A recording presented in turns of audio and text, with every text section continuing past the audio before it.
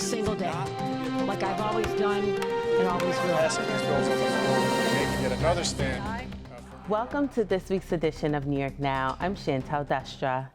This week, Governor Kathy Hochul declared victory and announced a, quote, general agreement for the state's budget totaling $268 billion. We're delivering on affordability, on safety, on childcare, on the environment, and on housing. This budget is the culmination of an ambitious agenda I laid out in January. However, shortly after the governor's announcement, Assembly Speaker Carl Heastie told reporters that there was actually no deal at all. We're close. Like, no one should be saying getting it done, agreement, just not there. The Assembly Speaker also said that he would be sending members home for the weekend, and the body would not be conferencing to discuss budget matters, as it's unclear when the budget bills will be introduced and voted on by the legislature. The state's budget is still not officially done. To understand the developments around budget negotiations this week, we are joined by Keshia Clukey of Newsday and Alex Gault of the Watertown Daily Times. Here's that conversation. It was quite the chaotic week at the Capitol. We saw Governor Kathy Hochul come out and say there was a general agreement for the state budget. But shortly after that announcement, Assembly Speaker Carl Heastie said they were close, but there was no deal. So what did you make of that disconnect between the executive chamber and legislative leaders? This happens more or less every year with the governor. It's been Governor Hochul's MO to announce a deal a little bit before everything's nailed down. She really likes to get out ahead and detail the things that she's secured in the budget. This year, I think, is ever so slightly different because I think Speaker Heastie is a lot more sick of it. And not willing to necessarily play this game the way it's been played so far. He seems to be of the position that the money issues, which are the bulk of the budget, haven't been nailed down yet, that the number that the governor gave us is not quite the number that we might end up seeing at the end of all of this. And frankly, that there are still things on the table. I think yesterday he said that the CLCPA climate law negotiations are not entirely nailed down. And the governor, to her credit, also pointed out that things will be negotiated through conference as lawmakers start talking about it. But Speaker Heastie came out and said that he won't be talking about budget issues or policy issues until money issues are settled. So who knows where that leaves us at this point. And I think this year's a little bit different in terms of some of just some of the goings on. First of all, it's an election year, so the governor who's facing Bruce Blakeman, who's a Republican from Nassau County, is running against her. And so she wants to go out. She wants to show that she's winning policy. Bruce Blakeman has been at the Capitol a lot this week, talking about how she's holding up the budget. Mm-hmm. This is one of the latest budgets in her tenure. Now, she's always said that, it's just a date, and she'd rather have a good budget than a on-time budget per se, which April 1st is the start of the state's fiscal year. So they always try to meet that deadline. Doesn't always happen. And also this year felt a little bit different with her agreement of a deal that she said, because there was, like you said, there wasn't a lot pinned down, and normally she has at least some of the dollars to say, we do have a handshake on this. And this time she really came out with the 4 top fiscal policy or top policies that were being discussed as opposed to fiscal, which included the climate law, protections for immigrants from ICE, and car insurance, trying to reduce car insurance by eliminating fraud. And a few of those issues. But so it just felt a little bit different, and it did feel a little bit premature, as Speaker Heastie said, especially as the press were asking questions, and we didn't really get a lot of answers on our questions. Yeah, absolutely. And it was interesting for me to hear the speaker say that he would be sending members home for the weekend, and we couldn't get a definitive answer from the state budget director about when budget bills would actually be introduced. So I was curious if you had any inkling from your sourcing about when things will sort of move forward. I know that senior staff are meeting over the weekend and will continue to nail down, especially the money issues. That's really the bulk of what needs to get nailed down. But they can only do so much before they hear from the lawmakers who have to agree to this. So we're in a bit of a, not necessarily a holding pattern because progress is still being made, but I've heard that progress is expected next week, but I think that is somewhat up in the air, and we could potentially see another couple of extenders before everything is nailed down, especially with the Speaker saying, I'm not talking about policy until we get the money handled. Yeah. There's sort of old lore amongst journalists at the Capitol that the budget discussions blow up 3 times before the final budget is passed. And we've seen in past years where the governor makes this announcement of a deal and then it's maybe up to 10 days before we actually see bill language. And that's something to note too. We haven't seen any written language, and I don't think lawmakers have either on a lot of these topics, even the ones that are so-called done. And so they're voting on this legislation and they haven't even read what's in there. So I think we're waiting for the bills to come out.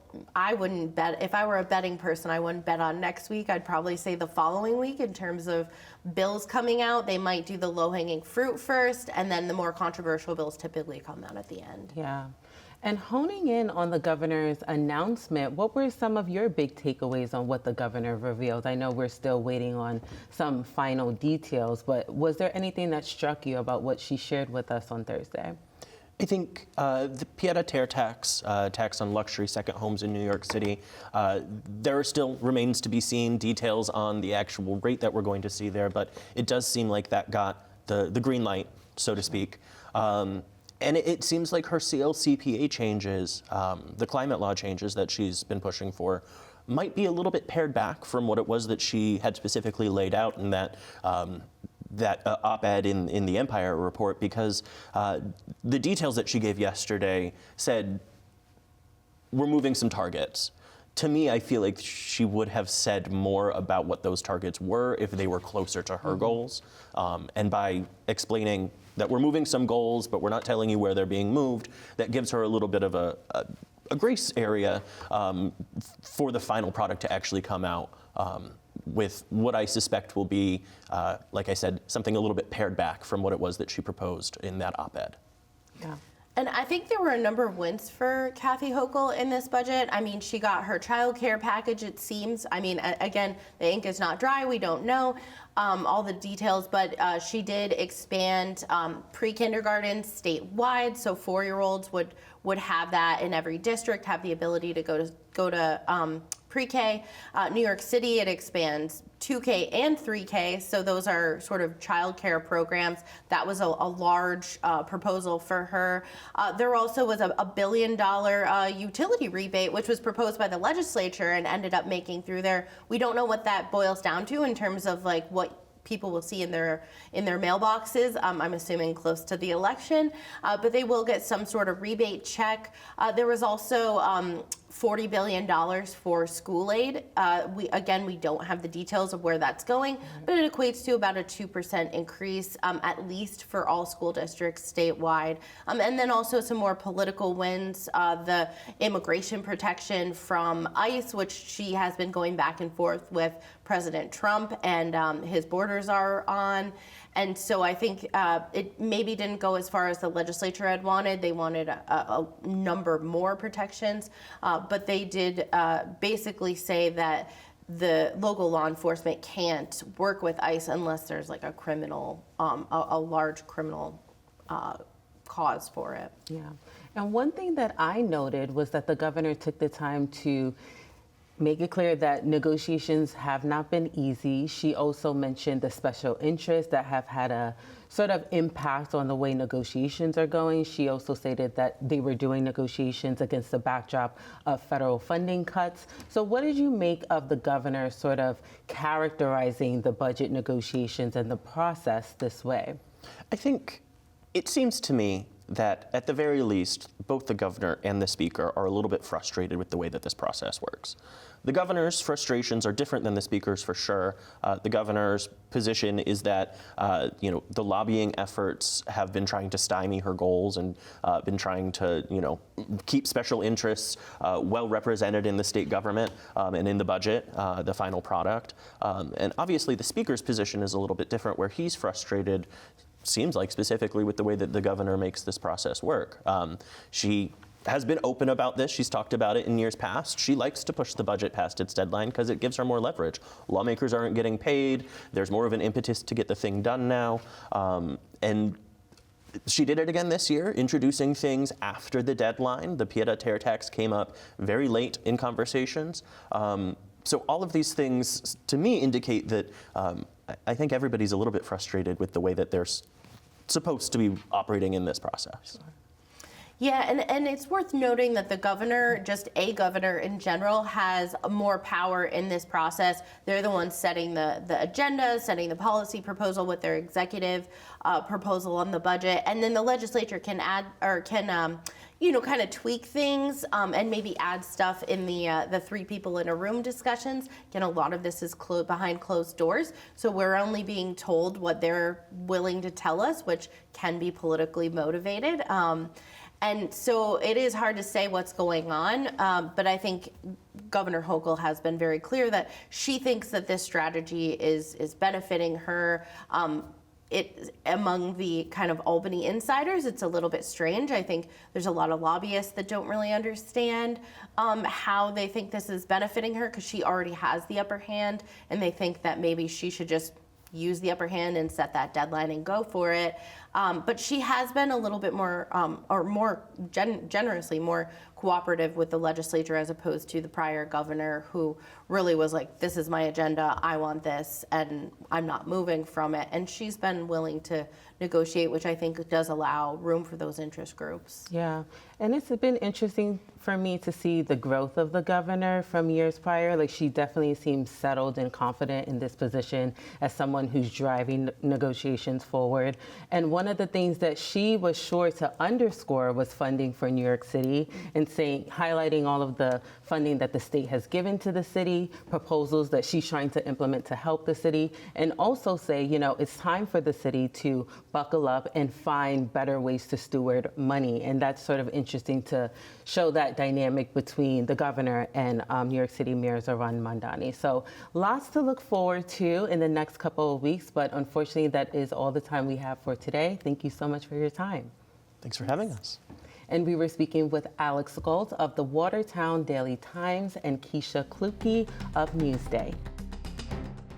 And for more information on budget negotiations, you can visit our website. That's at nynow.org. In this next segment, we'll sit down with Assemblymember Landon Dais, who represents the Bronx in the lower chamber. The Assemblymember has been pushing to establish a New York census office and to move presidential primary elections in the state to Super Tuesday. Let's take a look at that conversation. Thank you for joining us on the show today, Assemblymember. It's my pleasure to be here, Chantel. Now, you co-sponsor legislation that would establish a New York State Census office ahead of the 2030 census. So what can you tell us about that bill? Why was it important for you to come on as a sponsor? Sure. So I got elected in a special election, and it was 2024, and I started talking about the census, and people were like, Landon, it's 6 years away. And I realized from my own personal experience how I found who my ancestors were. Been here since the 1700s, was through the census. Mm-hmm. The census is important. We need to make sure every New Yorker is counted, because last time we lost one congressional seat by 89 people not being counted. Mm-hmm. That's millions of dollars. That's political capital. That's so much New York lost just because we didn't count one dorm of a college, one apartment building in Crown Heights or in my district. And so we need to make sure every New Yorker is counted.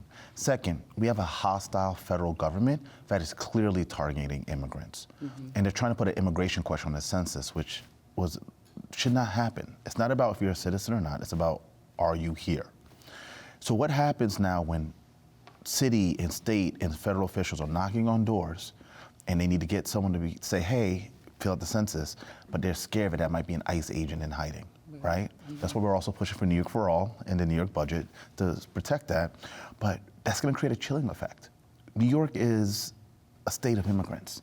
If you go back to the early 1800s, it was England and Ireland. You go to the early 1900s, it was Eastern Europe and Italy and Germany and Russia. You go into the 1960s, it was Caribbean and Latino, and even before that. New York has always been a mix. No matter what your skin color is, most people who came to Ellis Island through slaves like my family or came from the West Coast, from Asia, New York has always been a place for immigrants also. So I want to make sure that we are educating people. The bill will create an office. The governor did mention it in her state of the state. Mm-hmm. And by doing so, we're going to put in the resources now, the infrastructure now, to help local organizations to be a part of the census project.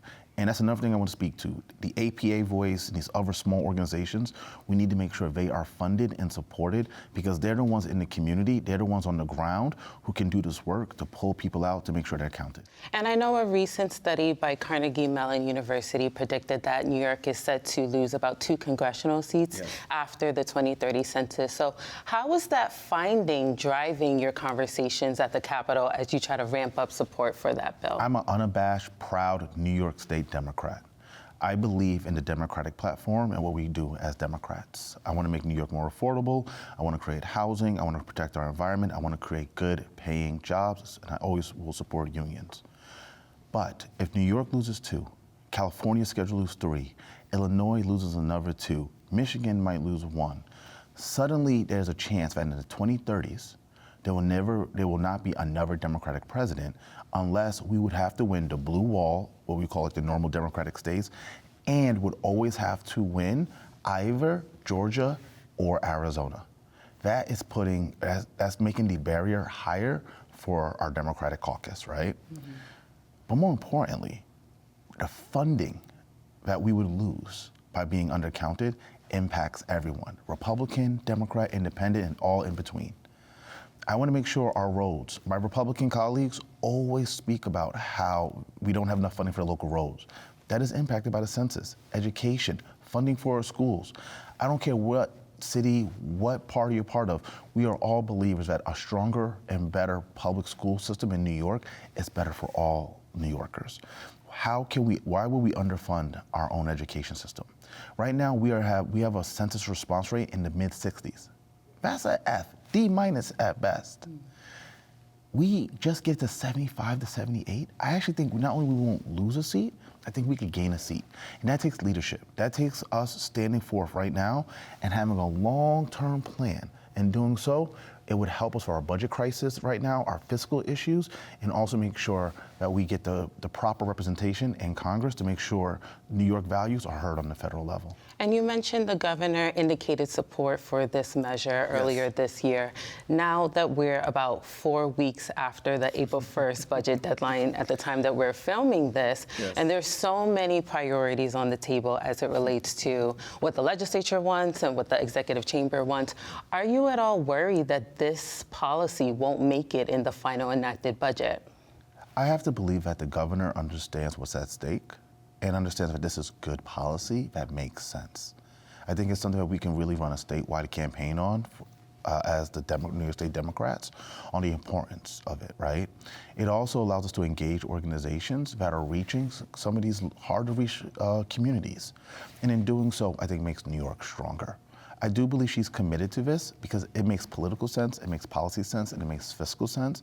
And most importantly, it is absolutely essential for the future of our great state. And another bill that you sponsor would move presidential primary elections to Super Tuesday. Yes. So why is this important for a state like New York?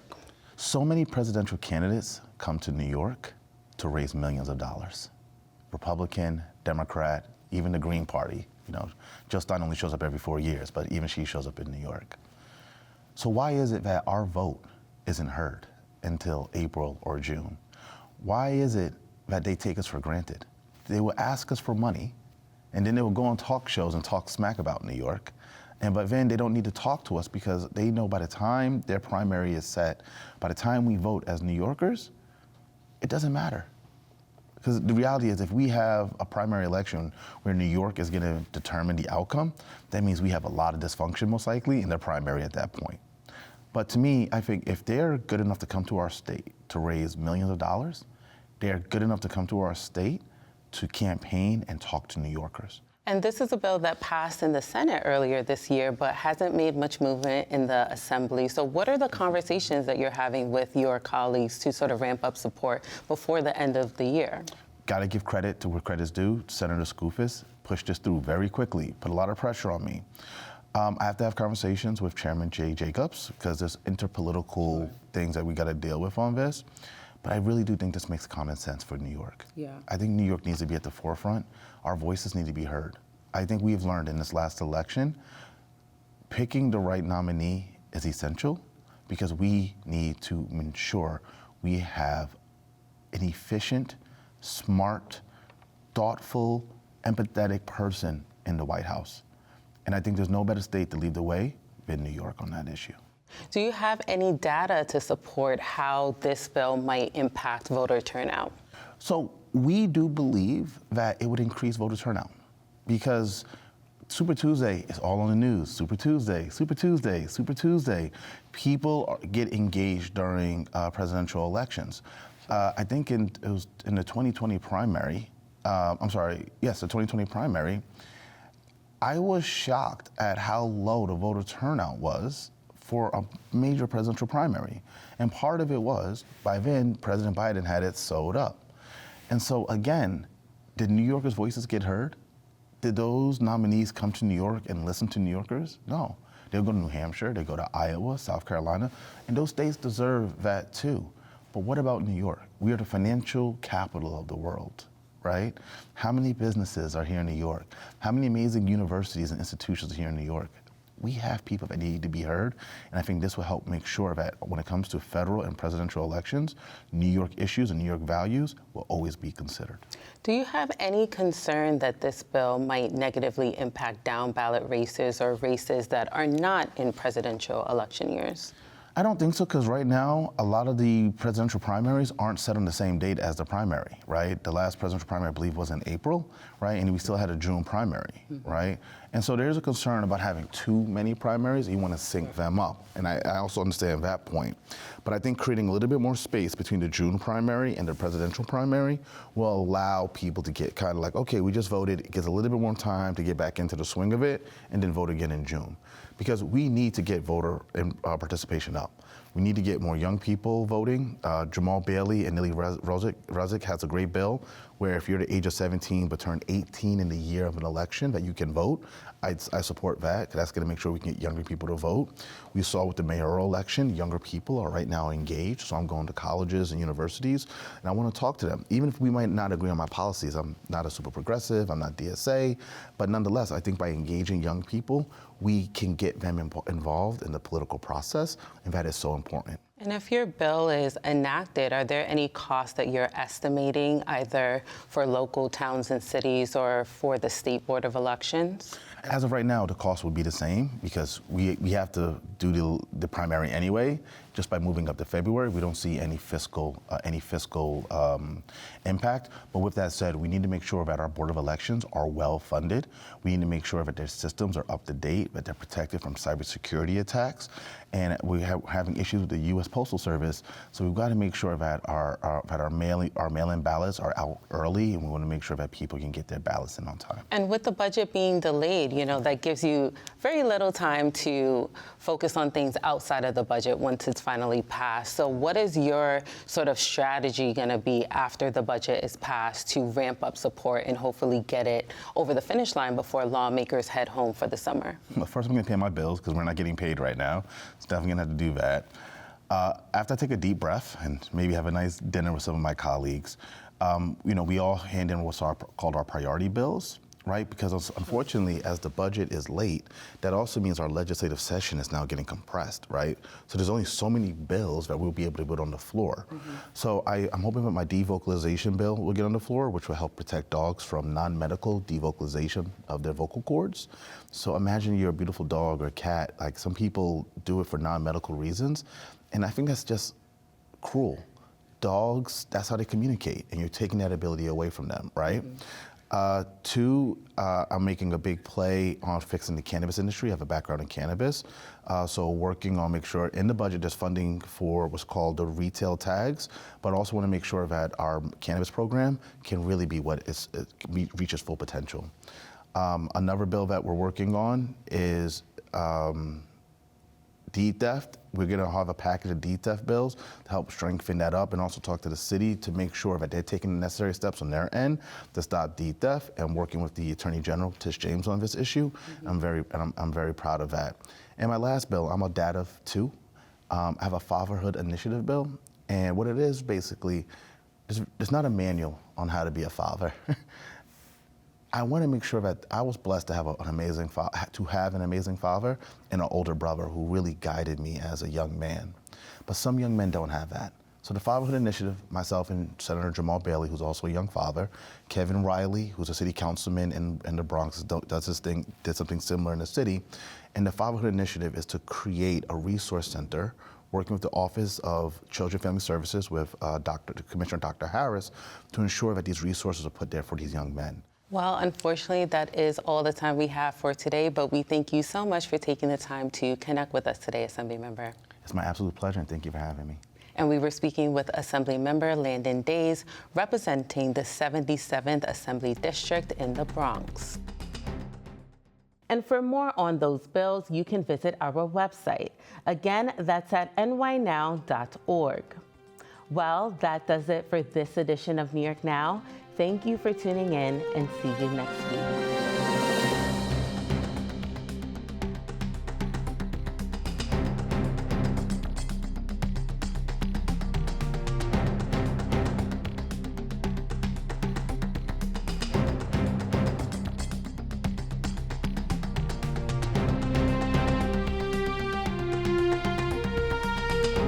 Funding for New York Now is provided by WNET,